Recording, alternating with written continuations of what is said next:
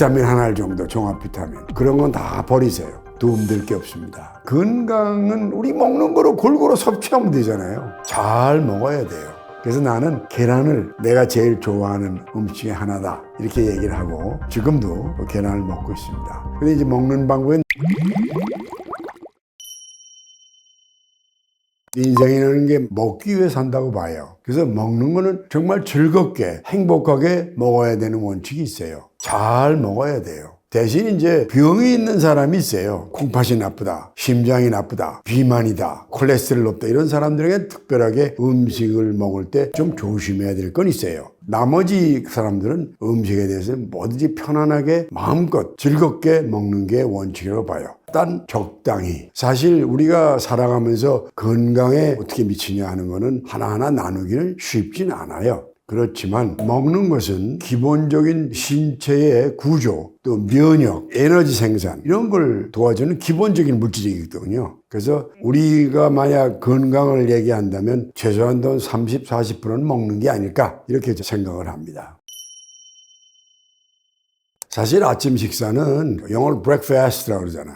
fast가 굶는다는 소리예요, 영어로. break가 깬다는 거예요. 그러니까 아침은 굶기를 깨면 되는 거예요. 그러니까 가볍게. 그래서 가볍게 먹어야 되는 게 아침의 원칙이에요. 근데 많은 사람이 쓸데없이 아침을 왕처럼 먹어야 된다고. 그리고 뭐 저녁은 거지처럼. 잘못된 생각이에요. 그거는 우리가 가난했던 시절이었기 때문에 그런 말이 존재했어요. 그러니까 아침에 새벽에 나가니까 농사를 지려니까 좀 뭘 먹어야 될 거 아니에요. 아무거나. 서양은 아침 가볍게 먹어요. 저녁은 디너. 온 가족이 모여서 2시간, 3시간이나 신나게 먹죠. 이게 달라요. 그래서 아침은 말씀드리지만 가볍게. 아침을 많이 먹게 되면 혈액순환이 돼서 위장근방에 많은 피가 돌아요. 그렇게 되면 졸려요. 식곤증이라는 게 있잖아요. 졸리기 때문에 일상생활하는데 지장을 줘요. 노동이라는 사람은 많이 드셔야 되지만 공부하는 학생들은 가서 졸아요. 그래서 저는 아침은 적게 먹어야 맑은 정신으로 스타트한다, 이래서 말씀을 드리는 거예요.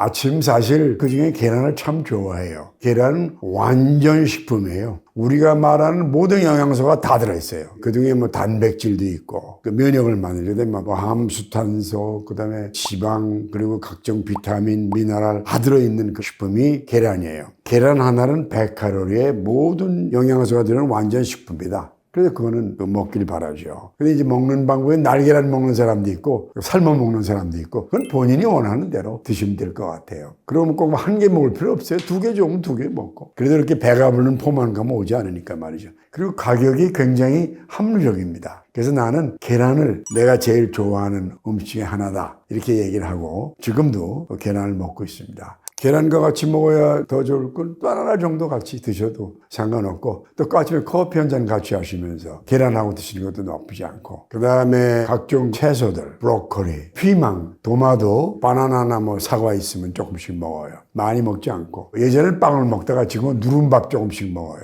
그래서 그냥 가볍게 그렇게 좀 얘기 드릴 수 있어요.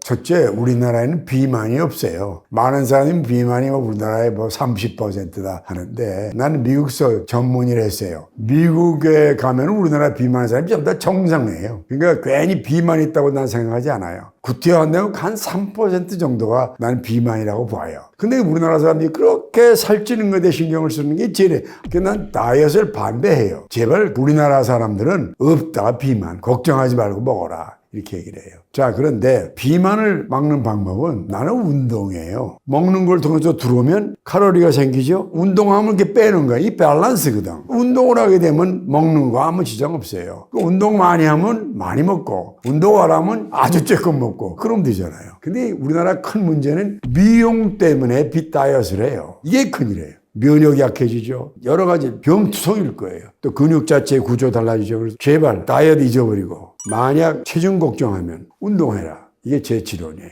나는 그것도 반대예요. 건강은 우리 먹는 거로 골고루 섭취하면 되잖아요. 따로 먹을 필요 뭐 있어요. 그런데 부족한 영양소가 있으면 그거야 뭐 가끔 먹는 거 반대하진 않아요. 비타민 한 알 정도, 종합 비타민. 그거 반대할 필요 없죠. 특별한 영양분이 부족하다, 또 내가 굉장히 편식을 한다, 그런 경우에는 그 의사의 지시에 따라서 영양제 먹는 건 난 반대하진 않아요. 그러나 정상적으로 생활하는 사람은 그런 건 다 버리세요. 도움될 게 없습니다.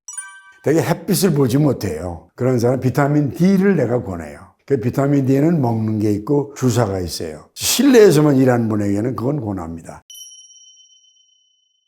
먹지 말아야 될 음식은 하나도 없어요.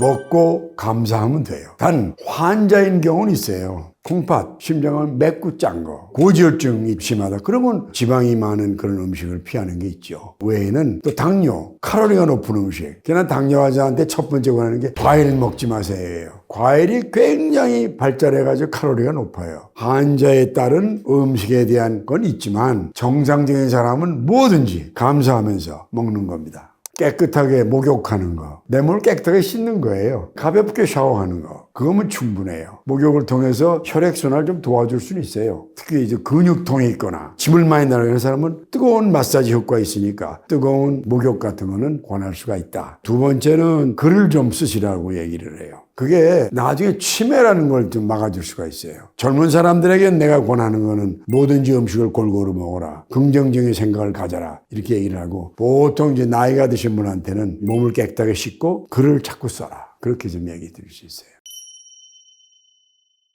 하나 일하는 거예요. 내 사전에 은퇴는 없어요. 이게 내가 워커홀릭이 아니에요. 그리고 긍정적인 생각, 그 다음에 운동 열심히 한다. 이렇게 생각이 들어요. 노후는 자기 자신을 지킬 줄 알아야 돼요. 사회생활하면서 나이가 들은 사람의 값이 뭐냐. 결국 남에게 피해를 주지 않고 다른 사람에게 항상 긍정적인 생각을 갖고 산다는 그 모습을 보여주는 거. 그리고 또 하나는 나이가 들면 자연히 몸도 쪼그라지지만 마음도 쪼그라지지만 겸손해져야 돼요. 뭐 이런 것들이 결국은 노후에 할 문제가 아닌가. 제일 중요한 게 우리가 자기 자신을 돌봐야 돼요. 근데 건강 재아라 그래요. 자기가 절제하고 잘 놀고 잘 자고 잘 먹는 걸 잘 노력을 하고 검진 1년에 가능하면 잘 받아보고 질병은 조기 발견했으면 좋거든요. 그 다음에 우리나라 사람들의 큰 특징은 자기가 의사예요. 자기가 진단하고 자기가 어쩌고 그러지 말고 꼭 의사에게 가서 뭐든지 진찰받고 의뢰하는 그런 생활을 갖는 거. 그렇게 나는 생각을 해요. 그리고 내 건강이나 내 인생은 내가 만드는 것이다. 그 다음에 내 인생의 종말인 생의 마감은 하늘이 한다. 그 생각 가지고 열심히